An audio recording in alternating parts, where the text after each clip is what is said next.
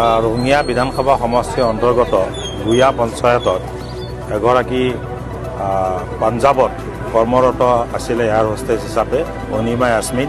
দুৰ্ঘটনাবশতঃ তেখেতৰ মৃত্যু হ'ল। আজি ইয়াত তেখেতৰ নশ্বৰ দেহ আহি উপস্থিত হৈছে। আমি তেখেতৰ নশ্বৰ দেহত শ্ৰদ্ধাঞ্জলি জ্ঞাপন কৰিছোঁ। খুব দুখ লগা ঘটনা, মৰ্মান্তিক ঘটনা।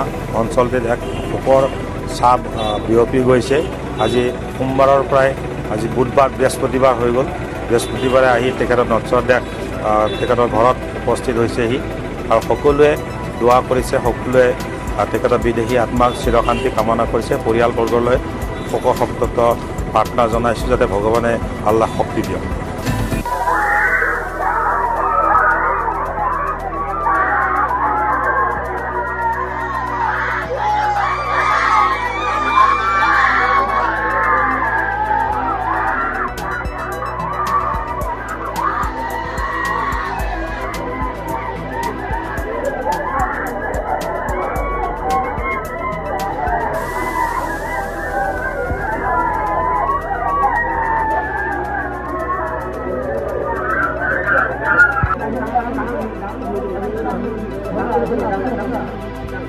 ৰঙিয়া বিধানসভা সমষ্টিৰ অন্তৰ্গত গুয়া পঞ্চায়তত এগৰাকী পাঞ্জাৱত কৰ্মৰত আছিলে এয়াৰ হোষ্টেজ হিচাপে অনিমা ইয়াছমিন।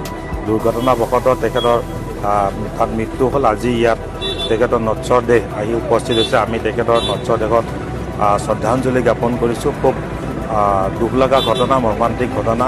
অঞ্চলটোত এক শোকৰ ছাপ বিয়পি গৈছে। আজি সোমবাৰৰ পৰাই আজি বুধবাৰ, বৃহস্পতিবাৰ হৈ গ'ল। বৃহস্পতিবাৰে আহি তেখেতৰ নশ্বৰ দেহ তেখেতৰ ঘৰত উপস্থিত হৈছেহি আৰু সকলোৱে দোৱা কৰিছে, সকলোৱে তেখেতৰ বিদেহী আত্মাক চিৰশান্তি কামনা কৰিছে। পৰিয়ালবৰ্গলৈ শোকসন্তপ্ত প্ৰাৰ্থনা জনাইছোঁ যাতে ভগৱানে আল্লাহ শক্তি দিয়ক।